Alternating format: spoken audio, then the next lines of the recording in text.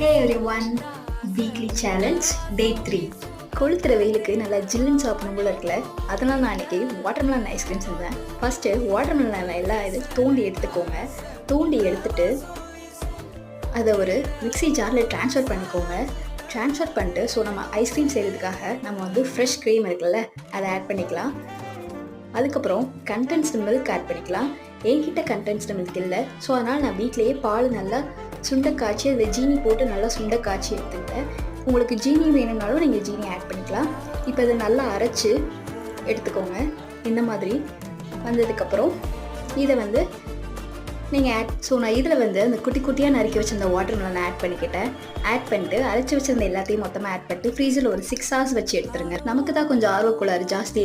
4 hours பார்த்தேன் நல்லா வந்துடுச்சுன்னு சொல்லி எடுத்தா இந்த மாதிரி ஆயிடுச்சுங்க. மறுபடியும் ஃப்ரீசரில் 1 hour வச்சு எடுத்துங்க. உங்களுக்கு இந்த வீடியோ பிடிச்சிருந்துச்சுன்னா லைக் அண்ட் சப்ஸ்கிரைப் பண்ணிவிடுங்க.